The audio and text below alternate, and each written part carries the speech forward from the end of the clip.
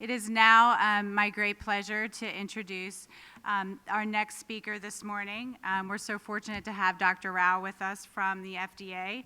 She's with the Office of Orphan Products Development, and she is their director. This office's mission really is to advance the development of promising treatments for rare diseases. And Dr. Rao this morning is going to talk with us about mapping drug development and where patients can really participate and play in this process. We know that FDA has made great strides in incorporating and integrating the patient voice into everything that they do. I just wanted to also draw your attention to our drug development roadmap. Everyone should have them on your table, or if you picked them up perhaps at registration earlier this week. Please take a look at this as well. It's sort of tracking with what Dr. Rao is going to speak about this morning. So with that, please help me welcome Dr. Gayatri Rao.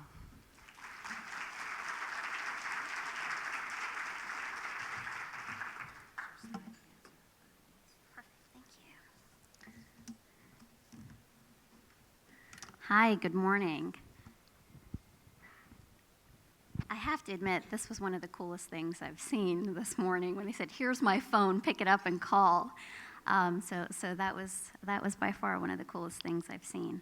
I wanted to thank Nicole and Global Genes for inviting me to speak here this morning.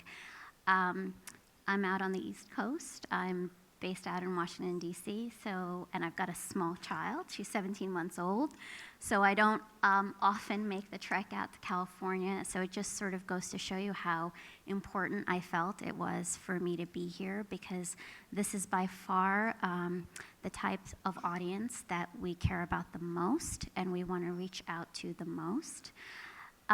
So I don't know about you, but this conference for me has been pretty amazing so far. I have learned quite a bit from all of you, and I have to admit, I'm a little bit intimidated being here. I've done a whole lot of talking, but some of the speakers yesterday were really dynamic, funny, interesting. I can't promise I'll be any of those things, but what I can promise, or what I'm trying really hard to do, is to be able to provide you with information that you will really find useful. Part of what's always really challenging about coming to a conference like this is you never know sort of who your audience is and sort of what level they are. But just based on some of the conversations I've heard and I've been a part of, we've got some folks who are very new to this space, where their kid has just been diagnosed and they're trying to figure out what to do next, all the way on to incredibly well-established patient advocacy groups who are really sophisticated in their approach. So hopefully there's something in this talk for all of you. And like I said, I do a lot of interactions with stakeholders, all kinds of stakeholders in rare diseases. I work a lot with industries, big and small. I work with patient groups. I work with the NIH. I work with a number of different stakeholders, and by far the most meaningful experience for me is when we interact with patients, when I interact with patients, when I hear their stories, when I try to provide whatever guidance I can. They are by far some of the hardest conversations I have, because often the answers I give are not satisfactory. But I recognize that, and in spite of those difficult conversations, I try really hard not to shy away from them. One of the things, before I kick off, I think it's important to note, because when folks think of the FDA, they think of this sort of monolithic bureaucracy. And I have to admit, I certainly, before I joined the agency, perhaps my impressions weren't that far removed from that as well. But one of the things I've learned, and if there are folks, I know there are some folks from the agency here as well, one of the things I've learned is that the people who are at the agency care very, very much about what they do. They're there because they're passionate about doing something good for people. Most of them could be doing any number of other things, making a heck of a lot more money, but they're there because they want to make a difference. I know that from personal experience in my own office. Most of the people in my office have been affected by rare diseases in some way, someone in their family member, or they've treated someone with rare diseases. They care a lot about this, and they're trying to do the right thing. So one of the things I wanted to start with is the premise that our goals are really aligned. Why are you here? You're here because you want to find a cure or a treatment for your son or daughter or loved one. And that's precisely why we're there. We want the same things. We want a cure or treatment for every rare disease that is out there. And we take our responsibility to make sure that the products that are out there are safe for your kids and your loved ones and that work in them. So with that, let's dive right in. And the way I've sort of structured this, this is an hour-long session. I'm really hoping not to have to talk for an hour. So I'll try to go through this, and I'd really like to reserve some time for questions because, again, it's hard to know what you all want to hear, so I'd like to be able to do that.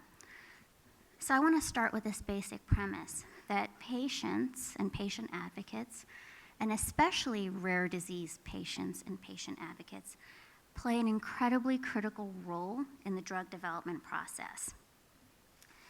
Now, as was mentioned earlier, you have this drug development roadmap on your table that Global Genes has created. And I was looking through it, and it's actually a really good primer that gives you sort of an overview of what the drug development process is. So I encourage you all to sort of take a look.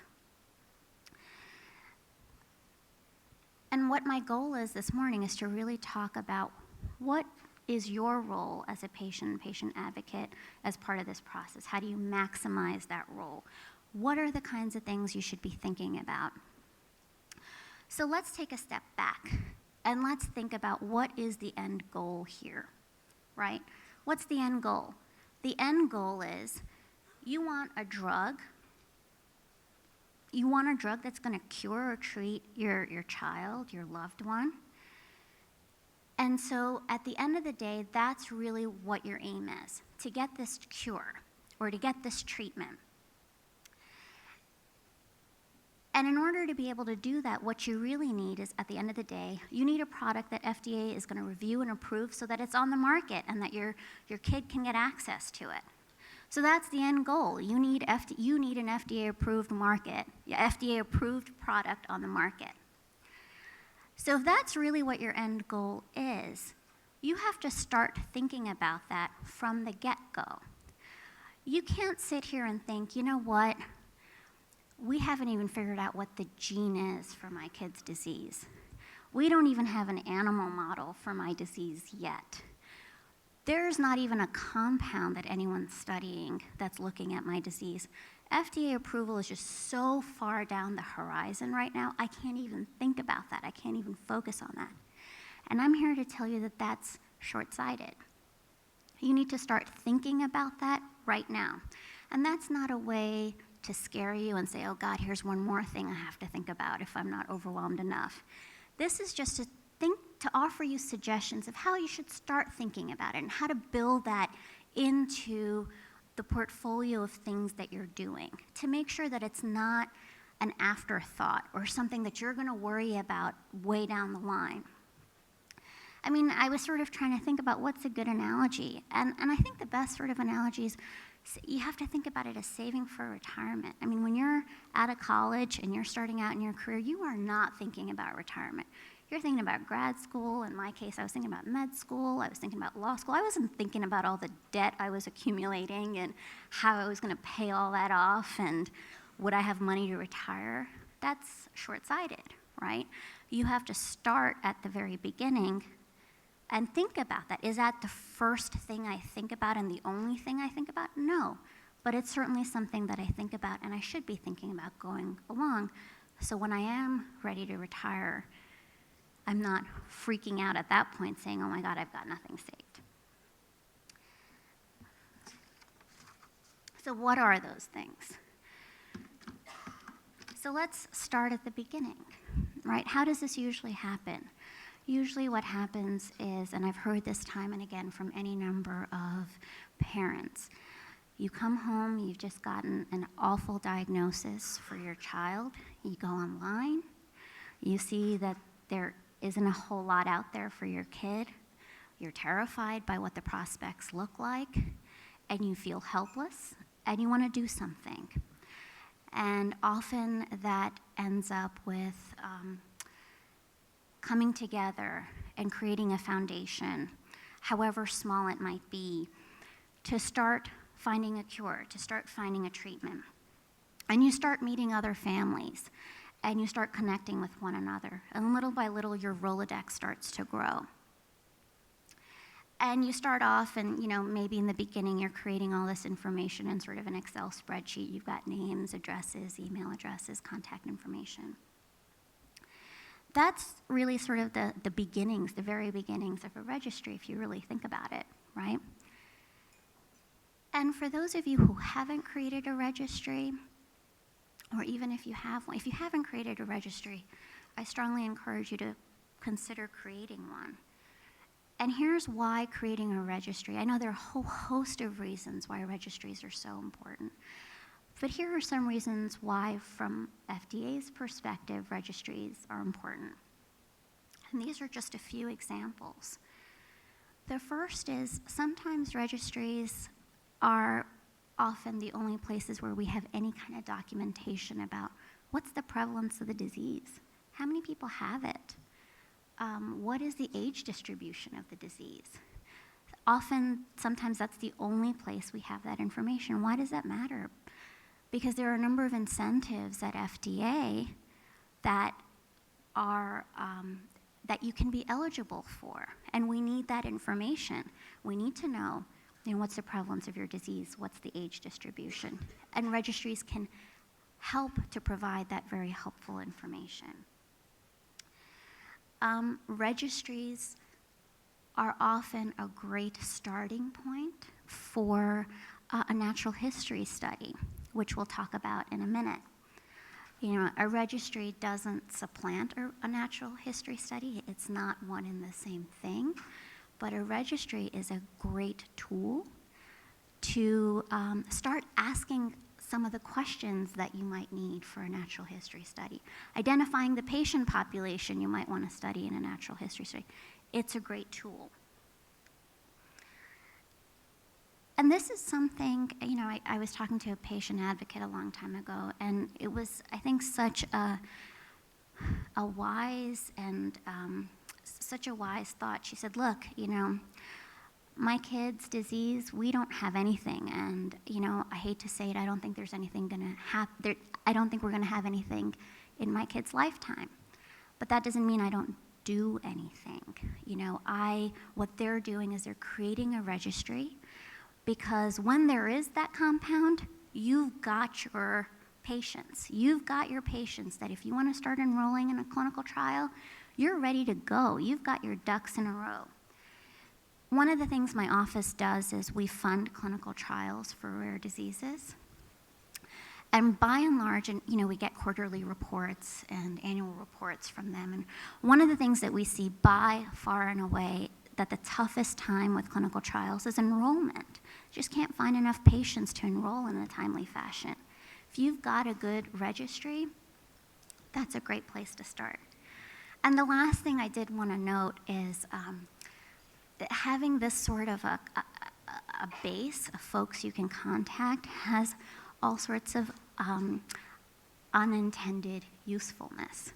So take, for example, the Patient-Focused Drug Development Initiative, which we'll talk about in a second. When FDA was trying to figure out how to do this and how to do this effectively, they had a lot of consultations with different patient groups. How should we ask these questions? What questions should we ask? How should we ask these questions? And so we would talk to these patient advocates, and guess what? They would go back and they would survey their community, and they'd come back to FDA and say, here's what we heard from our folks. So there's just a lot of really useful things coming out of this that I think is important and people should really focus on. So just a few tips on things to think about. Have the long view in mind when you're creating a registry. I know often when we're creating any kind of database, our view is, here's our immediate use, and so we're just gonna do it. I would offer, don't do that. Think about all the different ways you might need to use this information and try to construct your database to have sort of future utility. Use standardized language. Use standardized language. And of course, and you heard a lot about this yesterday, think about issues like informed consent, and think about who owns the data and data rights. You don't have to have all of these answers right away. These are just things to think about. I think I've beaten a dead horse now, so let's move on. All right, so we've talked about registry. What's the next thing that we often hear from patient groups? You've gotten together, you're connecting with other family members. The next thing that folks immediately start doing is they start raising money to fund research. And then the next big question is, what do we fund? Where do we put these dollars? Is it gonna be to look for the gene, or is it gonna be for the animal model? Is it gonna be to look for promising new compounds? Well, one of the things that you should think about is one of the basic questions that when an application is at the agency, a reviewer is looking at is looking at the application. The basic fundamental question that a reviewer has to ask is, this effect that I'm seeing in a clinical trial, is it because the drug is actually doing something, or is it because that's just what the natural course of the disease is? How do I know whether the effect that I'm seeing is because of the drug or because it's something else? That's a basic question. So take, for example, something like relapsing remitting MS, right? You take a drug, the patient looks like they're getting better. How do I know that that drug is what's causing the patient to get better, but because it's relapsing remitting, maybe it's just the natural course of the disease? Or something that Pat Furlong talked about yesterday, which is, when they evaluated their patient group, they saw that what they really want is either to sort of hold time, at least maintain where they are, or at least to slow the progression, right? Sure, at the end of the day, we want to get better, but at a minimum, our starting point is we want to either hold time or stop the progression. If what you're thinking about is stopping the progression, if you don't actually know what the natural course of the disease is, how do you know if when you take the drug, you're actually slowing the progression or not? Or whether that slow growth is meaningful or not? And these are really tough questions to answer. And if we don't know enough about what the natural course of the disease is, we can't answer those questions. And the reality is that for most rare diseases, we don't know the answers to those questions. So that's one of the reasons why when you're thinking about sort of the arsenal of things that you want to fund, think about investing in foundational science. And by foundational science, there are a number of ways to think about what foundational science is. But it's the kind of work that you do to build the foundation such that you can design an effective trial at the end of the day. So what do we mean by that? If we were to do a natural history study, for example, and you enroll your patients and you see what do they do, what happens through the natural course of the disease, then we can start to understand that maybe there are different phenotypes in the disease. You've got your milds, you've got your moderates, you've got your severes. You start to think about what might be good biomarkers that can be measurable in a clinical trial. So these are all, that's why I'm saying think about foundational science, like natural history studies, biomarker development, outcome development, because these are all the kinds of things that you're gonna need, or that's important at the end of the day when FDA is evaluating whether your clinical trial demonstrates that your drug is safe and effective.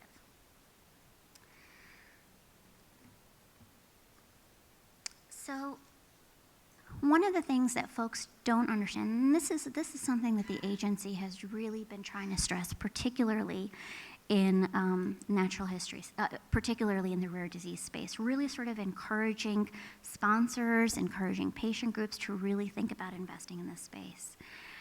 But there are resources available at FDA to help guide some of this process. See, my slides aren't flashy, but hopefully there's some useful information. So after tips, wherever I could come up with useful links for additional information, I've tried to provide that here. And I believe the slides will be available to folks, so I don't think you need to race to write all this stuff down. The second bullet is sort of what I want to draw your attention to, the Critical Path Innovation Meeting. This is a meeting that is available to folks, including patient groups. So if you are interested in conducting a natural history study and want some guidance or input, there are folks at the agency who are willing and able to assist and provide some general guidance for the kinds of things you should be thinking about. And there are a number of other guidance documents that I put up here that really kind of talk about the importance of foundational science and what some of the other programs are that are available related to biomarker development, related to clinical outcome development. I'm just forewarning you, these are dense documents. So maybe a cup of coffee before you start reading them. But it's there for when you're ready to start addressing those issues. Okay, so you're telling me, all right, I got this. I got my patient registry. I'm pretty diversified in what I've funded. I've got my ducks in a row. I really want to start funding clinical trials. And there are a lot of things to consider about, what to fund, who to fund. And we heard a lot about, how do you pick the right investigators to work with? How do you distinguish? And, we've heard things about, make sure you get someone who's the expert in the disease and whether they have expertise in conducting clinical trials and whether they're willing to play nice in the sandbox and share information. All those things are really very important. But here's one thing I didn't hear a lot about, and from FDA's perspective, it's really important.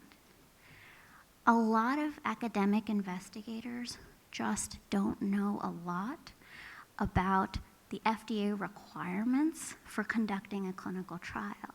So you could have the smartest clinical trial, your PI could be the smartest person in that disease area, but they might not be aware or educated about what FDA's requirements are in terms of how do you conduct a clinical trial, what are all the good clinical practices that they have to comply with. And here's the thing. I mean, you might be rolling your eyes and be like, oh my God, even this, even this, there are all these requirements. Why? And there's a method to the madness. The reason there are all these requirements is because we need to make sure that the data that we're reviewing is reliable, that we can actually rely on this data. That's important. And how can we rely on the data? And that's why these regulations are set up. They deal with, for example, how do you document data in a consistent way? How do you collect data and store data? All that stuff really matters. And so you need to make sure that your investigator is sensitive to those issues. Because otherwise that can have a really significant impact on whether that data is considered interpretable or not by the agency. I mean, wouldn't that just stink that you got to this point, you did all this stuff, and in the end there's just data issues, and you've gone through your clinical trials and the data is just not interpretable. You don't want to be there. So what are the kinds of things you should maybe think about? So when you're thinking about what to fund, and you're thinking about the scientific merit of your clinical trial, think also about, the regulatory merit of that trial, sort of the qualifications or the ability for this investigator to make sure that they can conduct the trial in a way that will pass muster with FDA. As I mentioned, we have a clinical trial grant program, and that's one of the things we look at. You know, when we get our experts to come in, or outside experts to come in and evaluate the scientific merit of the applications that we get.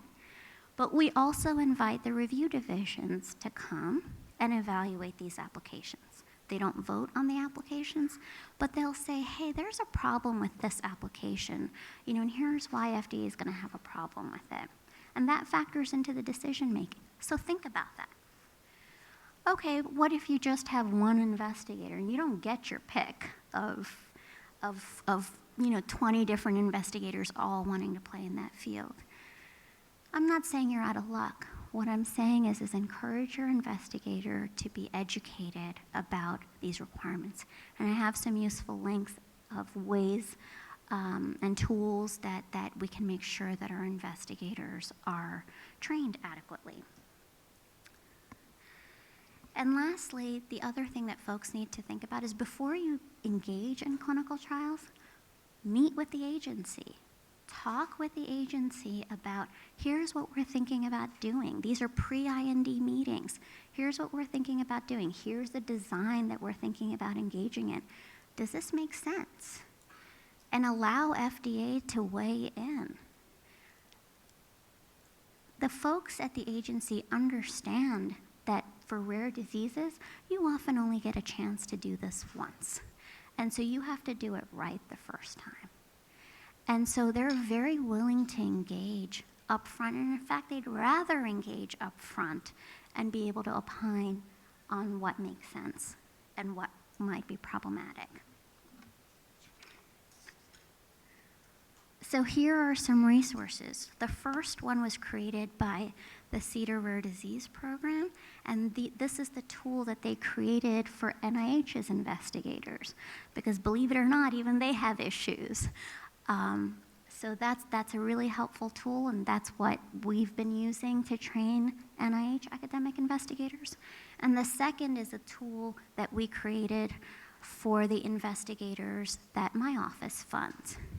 Again, this isn't going to be the most gripping and riveting materials, but a lot of really good, useful information.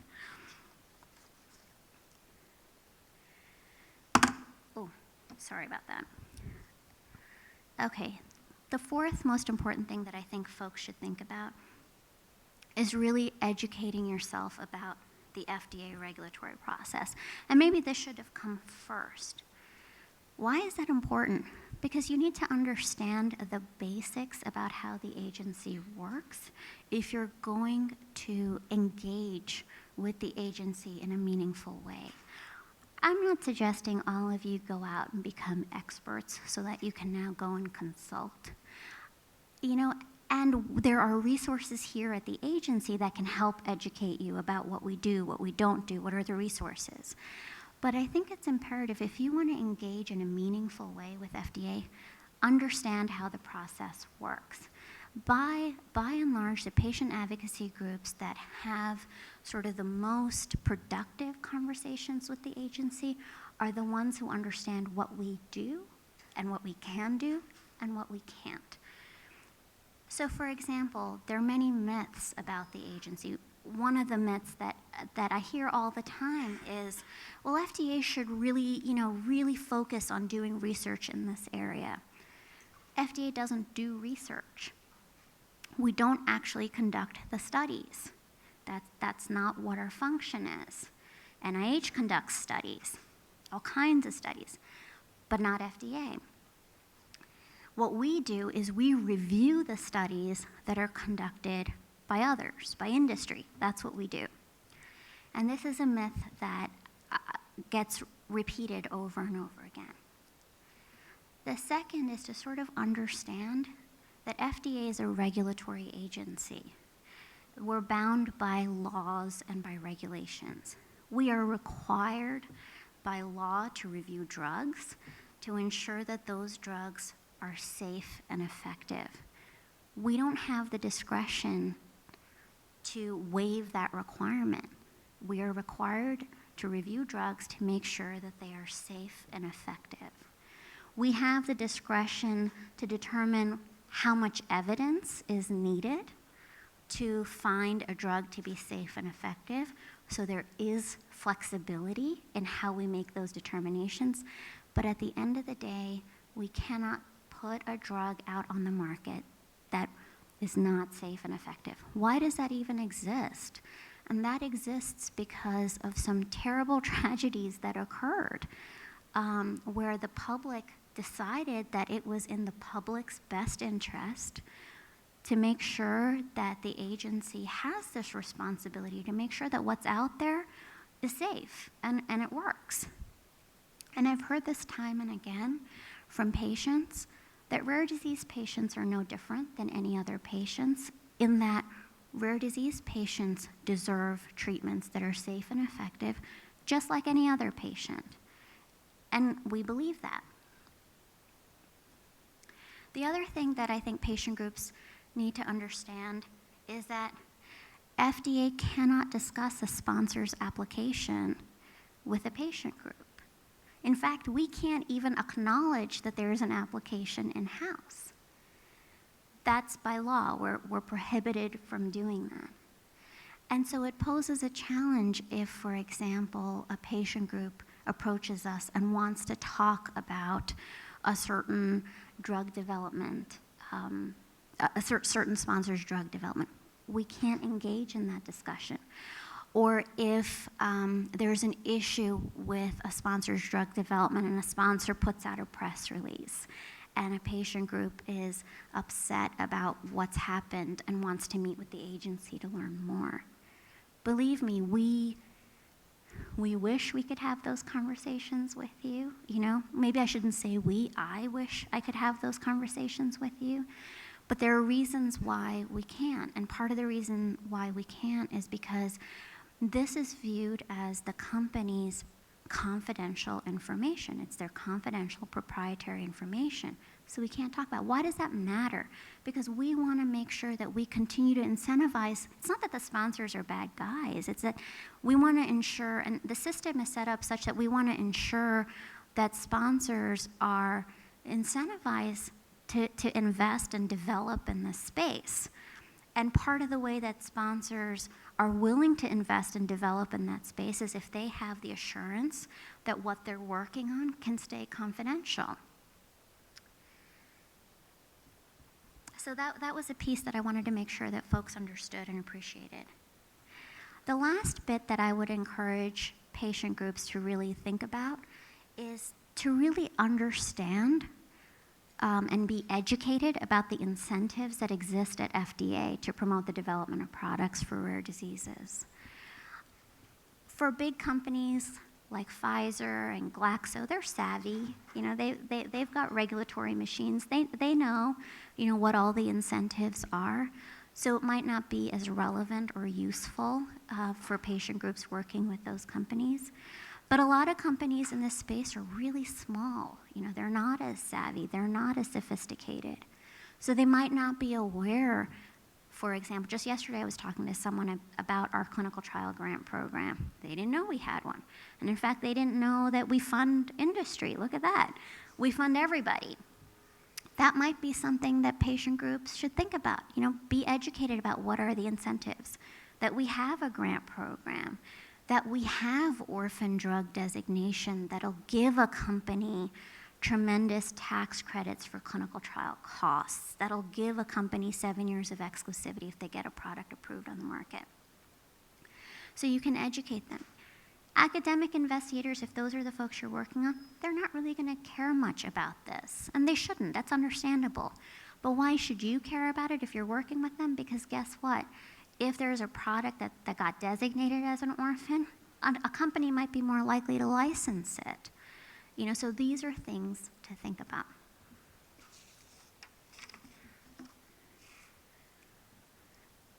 I could have put a million resources here, but this was one that I thought if you didn't know the basics about the drug approval process, this is actually written in a really easy to understand, digestible way. So partnering with industry. Now, companies that are engaging in the rare disease space,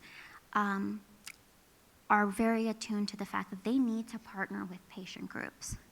And patient groups are likewise attuned to the fact that, you know what, we need to partner with industry. But here's why this partnership matters from FDA's standpoint. For example, when you're partnering with industry, you can work with them from the get-go to sort of inform clinical trial design. You can tell them, hey, you know, this is what the patient really cares about. This is what they really want at the end of the day. So that might get them to start thinking about what should be endpoints that they should be thinking about. And those can then be endpoints that you can discuss with the agency as to whether they're acceptable or not. You can provide practical guidance in how a trial should be conducted. I mean, if there's data collection requirements that are just so onerous, and you're like, there's no way that this kid with this rare disease can go in on a weekly basis to get this work done. Maybe there might be alternatives that you could brainstorm. Maybe there's stuff that you could do virtually or over the phone. The third reason, and I think this sort of really gets back to what I was talking about in the previous slide, if you partner with industry, industry can share that can share their drug development information with patients. That's something that they can do because it's their information to be able to share with you. We can't do that. And it's not unusual that companies then bring patient advocates with them or bring patients with them to meetings with the agency so you can actually hear firsthand what that conversation sounds like, what the issues are, and be able to brainstorm solutions. Now, I'm going to caveat this.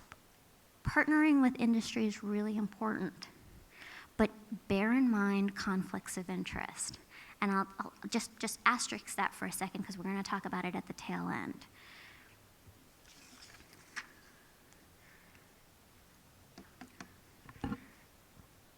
And the sixth tip, if you will, that I was thinking about is that patients are really starting to inform the FDA review process. And this is really where there's the most interest, there's the most discussion, and where things are really evolving the most. So what's been done? I mean, historically, FDA has, on an ad hoc basis, reached out to patient groups where they felt like they needed that input about certain issues in sort of the review. And then back in 2012, with the passage of the FDASIA legislation, FDA initiated the Patient-Focused Drug Development Initiative to really start to think about how do we collect this information, how do we use this information. And folks may be aware of it. So as part of this initiative, FDA is scheduled to have about 20 meetings on different diseases where patients are brought in to really share their experiences of living with the disease, what's important to them from a treatment standpoint. And that information is then shared with the review divisions with the idea that these are things to think about when you are talking about outcomes, endpoints, engaging in risk-benefit analysis. Many of these meetings have been for rare diseases, and they've been incredibly instructive, informative, emotional, just amazing meetings to be a part of. So what's next? And that's the question that we get asked all the time. So what have we been seeing? There are individual patients and patient groups that are trying to do their own meetings, have their own patient voice meeting, and have asked FDA to join that meeting. If that's something that you're thinking about, and only folks who really have a drug in development that FDA is likely going to be reviewing, that's really sort of when it's the right time to consider thinking about this. But if that's something that you're thinking about, reach out to FDA. If you're not sure who to reach out to, usually it's the review division that will be reviewing the product. But if you don't know who that is, you can reach out to my office, or you can reach out to CEDAR's Rare Disease Program. We'll point you to the right direction. But talk to the agency before you do something like this. FDA may be able to participate, but resources are limited. There's so many different rare diseases. We're going to do our best to try to come to as many as we can. Consider sort of having these meetings and have it be available via the web so we don't have to travel to get there. And even in the circumstances where FDA may not be able to join, write a summary of that meeting. What were the main takeaways? Submit that to the review division. They'll take it, they'll review it. But again, if that's something that you're considering doing, talk to FDA first. The goal of this whole initiative is really to figure out how do we get patient input in a systematic way and in a way that can really inform decision-making in an objective way. I know there's a lot of discussion about guidance development, and Pat spoke yesterday about the Duchenne experience in terms of issuing a guidance, and it was a remarkable achievement for the patient community. A lot of hard work and effort went into that. If you are a group that's considering doing a guidance development, again, this is someplace that I would really encourage you to talk to FDA about it before you engage in this process. Because doing a guidance might not be the best avenue for everyone. You know, if you consider Duchenne, for example, there's a lot that was known about Duchenne. What I mean by that is a lot of the foundational work had been known about Duchenne, the natural history. There were a lot of players in that space. A lot of compounds are being studied.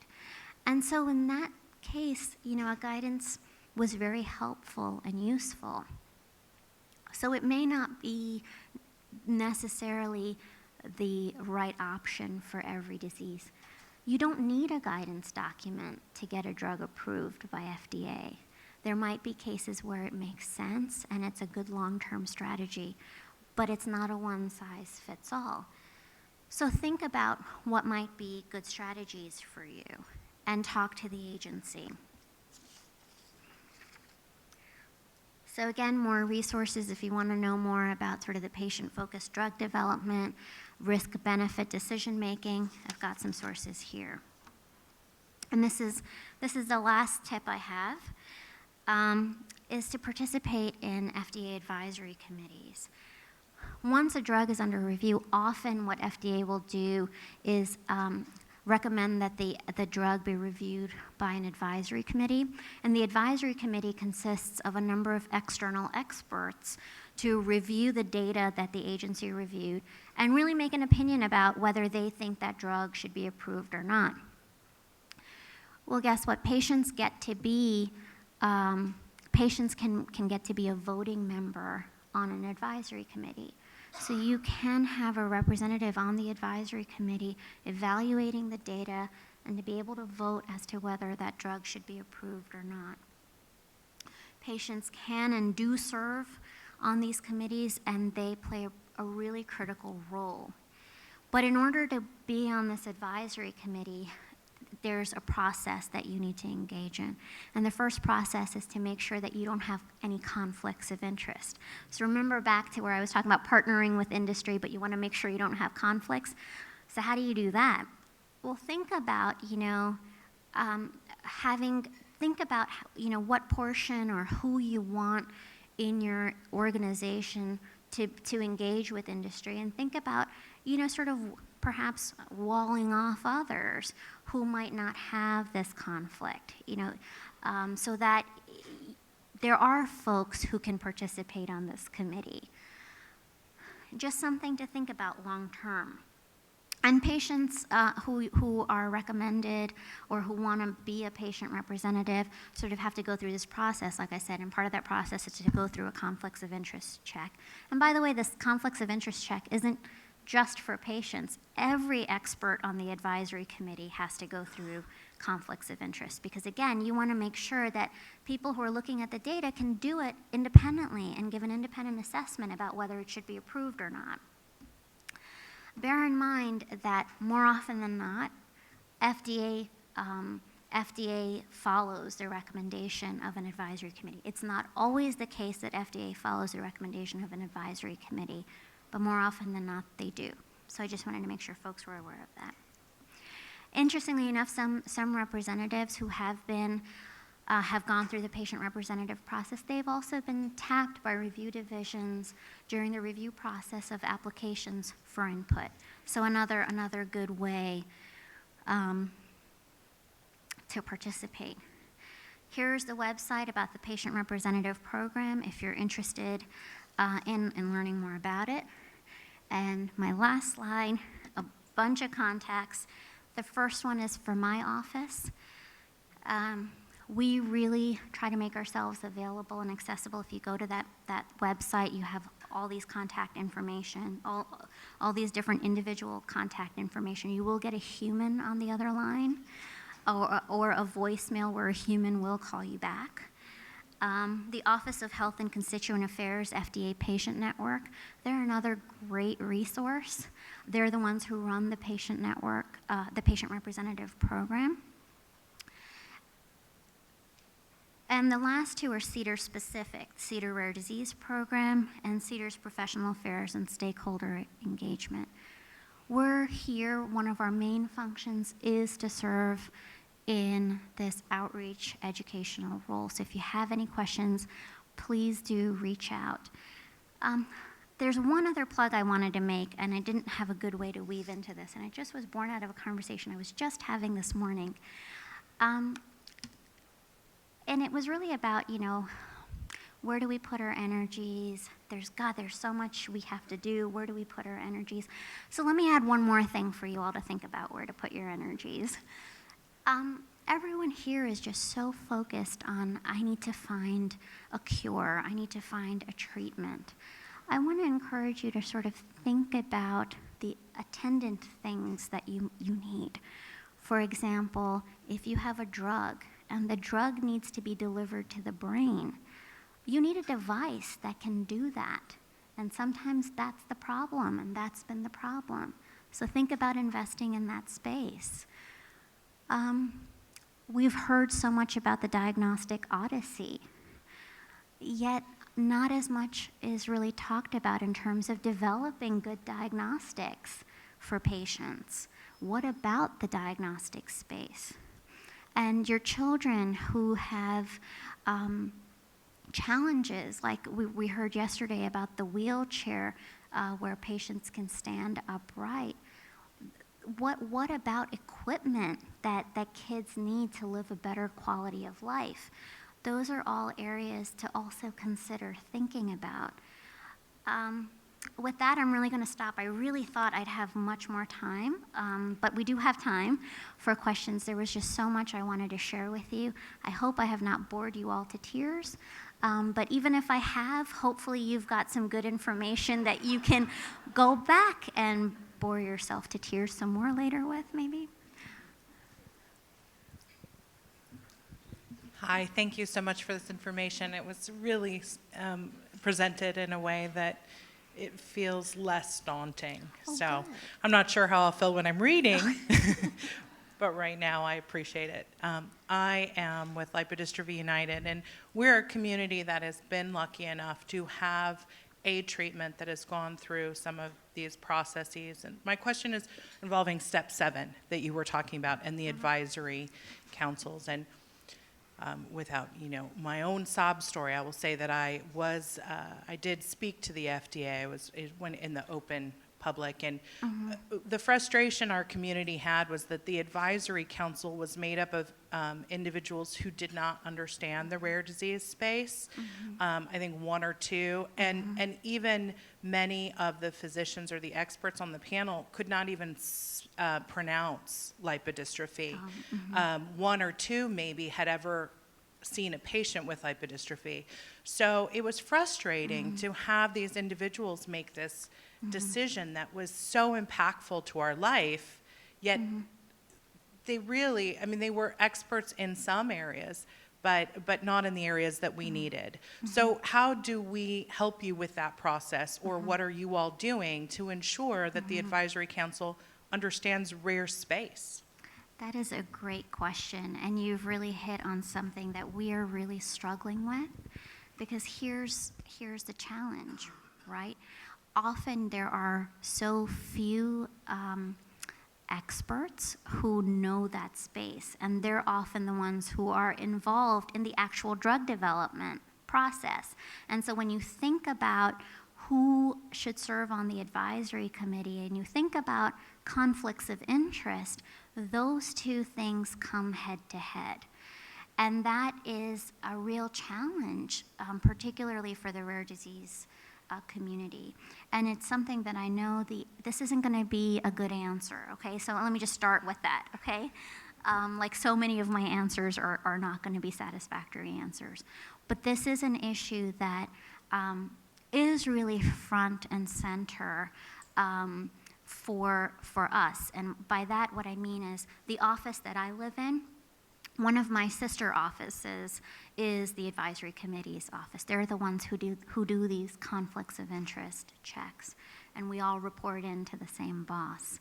And this is something that I'm having conversations with her about to say, hey, we've got to figure out a more sensible approach here.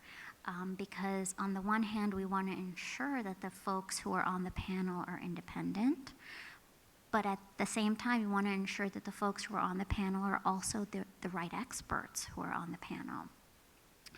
And so, again, like I said, I don't have a solution yet that I could offer you, but to say that we understand that this tension really does exist, and we're grappling with how best to address that tension.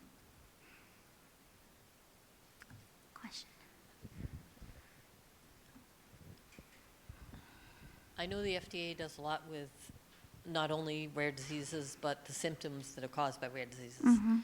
Are there any studies out there, or is anybody at the FDA looking at breaking the links between genetic syndromes and things like dental issues? The syndrome we've got, Noonan syndrome. It's Noonan syndrome, and it's chronic, it is what it is. But I've had to see my children and I go through multiple root canals in a year. And just the emotional toll on them of having, especially I've got one with delays who doesn't quite understand. And I didn't know if there were any studies going on about whether finding drugs to interrupt that link to stop the dental issues that go along with the syndrome. I didn't know if the FDA did that or if they were cooperating with the dental industry to try to figure that out. Well, here, again, this sort of gets back to the idea that we're not, we don't conduct the research, you know. We work with sponsors who are conducting the research.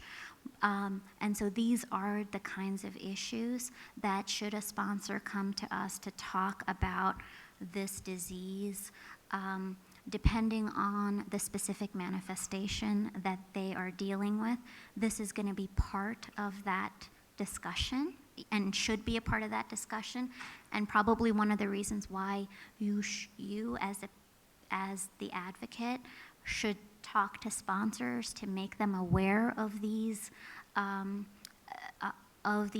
attendant problems. And understand that, say, a sponsor did look at these issues and did submit an application to the agency, and it went to one particular review division. The review divisions are really split up in terms of systems. It's really systems-based. And so if, say, it went to the neurology division, right, and they didn't have the relevant expertise within that division, they'll consult out within the agency to get the right perspective and expertise. And the agency also has the authority to talk to outside experts as well as part of conducting their review. So I hope that's helpful. Sure. Hi, thank you very much for your very informative presentation. I wanted to follow up on the issue you mentioned regarding academic investigators Yes. and understanding the requirements of clinical trials. And when you're dealing with rare diseases, you're obviously often, or you are dealing with small patient populations. And one of the areas where academic investigators might be needing some help is understanding the statistical side, the statistical analysis, and how to actually design a trial that can provide the statistical power that is needed for the FDA. And I was Yes. wondering if you could comment a little bit on that and talk about how maybe it would be useful to have a statistician involved in the clinical Yes. trial design and Yes. analysis. Yes, yes, and yes. That's very, you've hit on some important issues. Certainly when FDA is reviewing that application, we've got statisticians looking at it, you know. But here's the thing, at that time where the trial is being conceived in terms of what the design is, and this idea of is it appropriately designed, is it appropriately powered, these are the kinds of questions that you can bring to the agency in sort of a pre-IND meeting to talk about, hey, you know, this is what we're doing. And these are the kinds of issues that would then come up as part of that discussion. So yes, you know, figuring out what is statistically meaningful up front is very important. And engaging with the agency to figure out what that is and what that would look like is very important. Yeah, hi. Hello. I have GNE myopathy, and your discussion was very enlightening. I'd like for you to talk a little bit more about the grants you offer to organizations or groups, and also patient representative and the conflict of interest is very troublesome because we're rare. We don't have a lot of people to get into the process. That's pretty troublesome, so. can you So talk let about me that try to more? alleviate some of the troublesome nature of it. Yeah. So now that you know that this exists, here's what I suggest, you know, reach out to them, you know. They just changed their name. They used to be called OSHI, but now they're called OCA. So, oh shoot, they took it away. It's the Office of Health and Constituent Affairs. They're the ones who run this patient representative program. Reach out to them and talk to them about maybe what are some of the things to be thinking about, because when and if, God willing, that there is a drug that makes it to an advisory committee and you want a patient representative there, talk to them about what you might need to be thinking about to ensure that there's adequate patient representation there. So it's happened. You know, we have had patients with rare disease who have served on advisory committees, so it's not this occurrence that is rare, but it does happen. But it's something to be thinking about and planning for. So in terms of funding, so right now my office has a clinical trial grant program. We have about a $14 million grant program. And right now we principally fund phase 1, 2, and 3 clinical trials of drugs, devices, biologics, and even medical foods. We hardly get any applications for medical foods or devices, so if those are areas that you're interested in, please submit. And we fund academic investigators, we fund companies. We're pretty liberal, and here's what we can fund. It's not a big pot of money, but for FDA, it's pretty substantial. We fund $500,000 per year for up to 4 years for a phase 2-3 trial, and we fund $250,000 per year for up to 3 years for a phase 1. We've had some really good success with the trials that we've been funding, because again, we're looking at it not just from the standpoint of scientific merit, but our goal is really, we want to get products out on the market. So we really want to fund the stuff that really looks like it's going to go somewhere, you know. And so we also do the regulatory review. And I've got the at a time thing, but if you go to our the first website on the contacts page for my office, there's all this information about the program, who can apply, how. The next submission date is February, so please think about that. Sure, I will be around for a little while longer, but remember that 17-month-old I told you about? I'm sort of in rush to get back to her. So I'll be around for a little while if folks have questions. Otherwise, please do reach out to us. We'll make ourselves available.